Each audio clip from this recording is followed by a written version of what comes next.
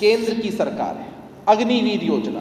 जरा सोचिए वस्तु स्थिति क्या है देश की और रोजगार की स्थिति क्या है कि नेताओं को पेंशन मिलता है, इतनी सुविधाएं मिलती हैं, 5 वर्ष के लिए चुनकर आते हैं, जिसमें वो हर वर्ष कहते हैं 2 करोड़ रोजगार की बात। दूसरी तरफ 4 वर्षों की ये योजना जिसमें सुविधाएं हैं ही नहीं, और उसमें से अभी तक 7,84,000 ही नौकरी मिली है। अगर माँ भारती के वीर सपूत बॉर्डर पर शहीद हो जाते हैं तो अनुकंपा के आधार पर उन्हें नौकरी नहीं मिलती। महत्वपूर्ण विषय ये है, आप लोग समझ सकते हैं कि देश में रोजगार एक बेहद अहम मुद्दा है। हमेशा हर सरकार की तरफ से रोजगार की बात तो की जाती है, लेकिन किस सरकार की तरफ से कितनी पहल होती है, आंकड़ों के माध्यम से हम आज आपके सामने प्रस्तुत करना चाहते हैं। केंद्र की सरकार जब सत्ता में आई थी तो सबसे प्रमुख वादा उनकी तरफ से प्रतिवर्ष 2 करोड़ रोजगार के अवसर पैदा करना था। अब तो ये चीज़ उनके लिए एक तरह से गले की फांस है, और जब भी उनसे कोई सवाल पूछता है तो उनकी बेचैनी बढ़ जाती है। अभी आप सभी ने खबरों के माध्यम से विभिन्न प्लेटफॉर्म्स पर इस चीज़ को देखा होगा कि पुलिस डिपार्टमेंट की तरफ से 21,991 पदों पर नियुक्ति के लिए नोटिफिकेशन दिया गया है। तो हम आज कंपैरिजन करने के लिए आए हैं कि एक तरफ बिहार की सरकार है जो लगातार इतनी स्थायी नौकरियां दे रही है, और दूसरी तरफ केंद्र की सरकार है। बिहार सरकार की तरफ से जब विभिन्न डिपार्टमेंट्स में इस तरह की नियुक्तियों के लिए आगे काम हो रहा है, उसमें हर किसी को सरकारी नौकरी का दर्जा मिलेगा, 60 वर्ष की आयु तक लोग नौकरी कर पाएंगे, एक सम्मानित वेतनमान मिलेगा, अन्य कई सुविधाएं मिलेगी जो एक सरकारी सेवा में आए हुए व्यक्ति की अपेक्षा और आकांक्षा होगी। और दूसरी तरफ केंद्र की सरकार है, अग्निवीर योजना।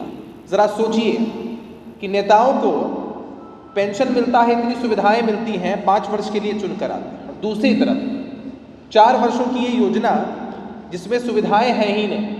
अगर माँ भारती के वीर सपूत बॉर्डर पर शहीद हो जाते हैं तो अनुकंपा के आधार पर उन्हें नौकरी नहीं मिलती है, कॉम्पनसेशन का प्रावधान नहीं होता है, कोई सुविधा नहीं मिलती है। 4 वर्ष का एक कोर्स करने के बाद वो लोग फिर बेरोजगारी के दलदल में धकेल दिए जाते हैं। महज चंद लोगों को मौका मिल पाएगा, बाकी फ्रस्ट्रेशन के जोन में जिएंगे। इस बात को लेकर तो कई बार विरोध हो चुका है, लेकिन आज हम उदाहरण पेश करना चाहते हैं कि बिहार की सरकार की मंशा है कि बिहार के युवाओं को 60 वर्षों तक नौकरी की गारंटी मिले, सरकारी नौकरी की गारंटी मिले।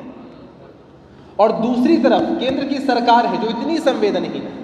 तो आप लोग और देश की जनता तय कर सकते हैं कि माँ भारती के वीर सपूतों के लिए माँ भारती के कपूत क्या कर रहे हैं, लगातार उनकी तरफ से इस तरह की बातें क्यों की जा रही हैं। हम लोग जरा आर्मी पे चर्चा कर ले। चिल्ला चिल्ला कर हमेशा बताते हैं ये लोग कि बिहार में इतनी रिक्तियां हैं, इतनी नियुक्तियां होनी चाहिए। हम लोग तो लगातार नियुक्तियां कर रहे हैं, लेकिन अगर आर्मी के डेटा को हम लोग पेश करें तो आपको बड़ा ताज्जुब होगा। लगभग 1,22,000 से ज़्यादा पद अभी तक रिक्त हैं, और उनमें 9,362 से अधिक ऑफिसर रैंक के पद हैं, और अन्य पदों की अगर गिनती की जाए तो 1,13,193 पदों से ज़्यादा रिक्तियां हैं, चाहे आप इंडियन एयरफोर्स की बात करें, नेवी की बात करें या इंडियन आर्मी की बात करें। तो जो लोग चिल्ला चिल्ला कर रोजगार के अवसर पैदा करने की बात करते हैं,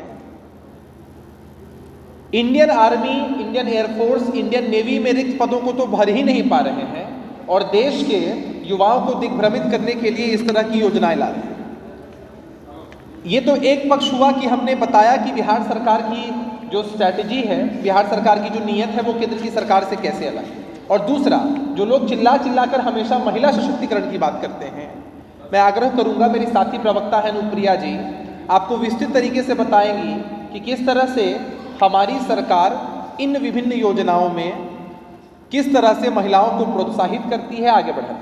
अनुप्रिया, आज जिस विषय के साथ हम बैठे थे, आपने सुना कि एक तरफ जो सरकार है जहाँ पे सिर्फ वादे हैं और कहने को मन की बात है। आंकड़ों के हिसाब से अभिषेक जी ने आपको बताया कि वस्तु स्थिति क्या है देश की और रोजगार की स्थिति क्या है, जिसमें वो हर वर्ष कहते हैं 2 करोड़ रोजगार की बात, और उसमें से अभी तक 7,84,000 ही नौकरी मिली है। हम तो आज बैठे हैं कि हमने बिहार में, आपने जैसे अभिषेक जी ने बताया कि 21,000 अभी नौकरी सिर्फ पुलिस में, इसी वर्ष हमने 1,74,000 शिक्षकों की भर्ती के लिए हमने वैकेंसी निकाली।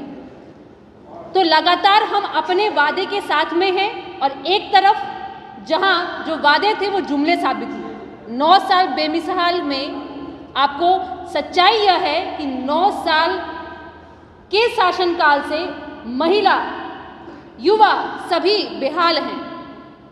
आज जो विषय जिसमें कि हमने पुलिस बल की बात की, मैं आपको महिलाओं की स्थिति के बारे में बताना चाहती हूँ। जो बिहार में हमारे माननीय मुख्यमंत्री नीतीश कुमार जी की जो दूरगामी सोच है, जो उनकी एक सोच रही है महिलाओं को घर से बाहर निकल करके देश और राज्य के शासन में शामिल करने की। जब 2005 में माननीय मुख्यमंत्री जी की सरकार बनी थी, उस समय में पुलिस बल की संख्या, सिर्फ मैं महिलाओं की पुलिस बल की संख्या बता रही हूँ, वो 893 थी और आज में महिला पुलिस है 31,000। ये अगर आप अन्य राज्यों से गिनती करें, जो एक सरकार जो देश में कहती है बेटी बचाओ बेटी पढ़ाओ, वो झूठी साबित होती है, क्योंकि उनके नेताओं ने कहा कि बेटी बचाओ बेटी पढ़ाओ। तो ये उनकी मानसिकता दिखती है, ये उनकी सच्चाई है। क्योंकि हमने देखा जंतर मंतर पे देश की बेटियां जो आन बान शान अपने देश का बढ़ाती हैं, उनके साथ में जिस तरह से 28 तारीख को बर्बरतापूर्वक व्यवहार देश की पुलिस के द्वारा किया गया, उस पर चुप्पी साधी रहे और बचता रहा भाजपा आज तक। अब नीपा पूती कर रही है, उसकी जो सच्चाई है वो सामने आ जाएगी। अगर मैं पुलिस बल की मैं बात करूं, ये बिहार एक पहला प्रदेश था जहां पे महिला बटालियन का गठन हुआ और अनुसूचित जाति की महिलाओं के लिए स्वाभिमान बटालियन का गठन हुआ। तो हमने हर एक समाज, महिला के साथ में हर एक समाज का भी उत्थान करने का हमने प्रयास किया है। पुलिस बल में अगर हम कंपेयर करें अन्य राज्यों से, तो हम कई राज्यों से, उत्तर प्रदेश में हमसे आधी आबादी है महिलाएं पुलिस। मैंने बताया वो ये है कि अभी तीनों अगर सेनाओं की बात करें तो 1,22,000 से ज़्यादा रिक्तियां हैं, जिसमें 9,362 से ज़्यादा ऑफिसर्स रैंक के लोग हैं। और अन्य पदों की अगर हम बात करें, वो इंडियन आर्मी, एयरफोर्स और नेवी की बात करते हैं, तो लगभग 1,13,193 से ज़्यादा पद रिक्त हैं। और इनके अगेंस्ट ये परमानेंट नियुक्तियां ना करके लगातार केंद्र की सरकार की तरफ से इस तरह की योजनाएं चलाई जा रही, जिसमें युवाओं को रोजगार और नौकरी की गारंटी तक नहीं। अरे सेंट्रल पुलिस में 3 लाख वैकेंसीज है। हाँ, सेंट्रल पुलिस की अगर हम बात करते हैं तो सेंट्रल पुलिस में 3 लाख 3 लाख से ज़्यादा ही वैकेंसीज हैं अभी हैं। तो जिन प्रदेशों में आप सोच लीजिए, आंकड़ों के माध्यम से भी बता ही रही थी, जिन प्रदेशों में भाजपा का शासन है, अगर वहाँ देख लें,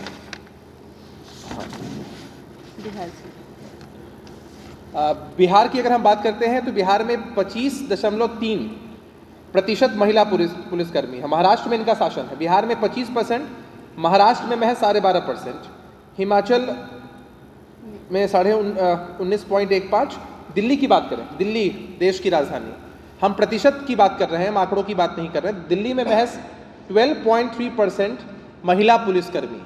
तो ये महिला सशक्तिकरण का कौन सा उदाहरण केंद्र की सरकार का है, आप इन आंकड़ों के माध्यम से समझ सकते हैं। जी बड़ी बड़ी बातें कर रहे हैं, बोलते बोलते बोल गए कि अरे 14 के लिए उम्मीदवार तो तय कर ले पहले विपक्ष। सोचिए, सम्राट चौधरी जी नीतीश कुमार जी का विरोध करते करते किस पॉलिटिकल डिमेंशिया के शिकार हो चुके हैं, किस स्तर तक अलबला चुके हैं कि उन्हें ये तक ज्ञात नहीं है कि अब चुनाव 2024 में होने वाले हैं। 14 तो कब का बीत चुका है। असल में 14 इसलिए रखते हैं, उसका खास कारण मैं बता दूं। 14 में उनके पिताजी ने भागलपुर की धरती से भाषण दिया था कि मोदी जी को भागलपुर की धरती में गाड़ देना है। सम्राट चौधरी जी 14 नहीं भुला पा रहे हैं, क्योंकि उन्हें अपने पिता के किए हुए जनता से वादे को पूरा करना है। जो काम वो भाजपा से हट कर नहीं कर सकते हैं, भाजपा में सट के करेंगे। इंतजार क्यों कर रहे हैं? अगर सम्राट चौधरी जी का इंटेलिजेंस यूनिट इतना ही स्ट्रांग, इतना ही अच्छा है और उनको मालूम है कि कौन कौन लोग घुसपैठिए हैं, तो सूचना क्यों नहीं देते हैं सरकार को, या सूचनार्थ क्यों नहीं लिख कर देते हैं केंद्रीय गृह मंत्रालय को, उनके सम्मानित नेता को? अरे अगर घुसपैठ कहीं होती है देश की सीमा पर, तो जवाबदेही किसकी बनती है? प्रदेश की सरकारों को। देश की सीमा की सुरक्षा की जवाबदेही केंद्र की सरकार की है। और सम्राट चौधरी जी इस तरह की बातें करके ये साबित करते हैं कि वो अपनी ही केंद्र की सरकार पर उंगली उठा रहे हैं। सम्राट चौधरी जी को धन्यवाद।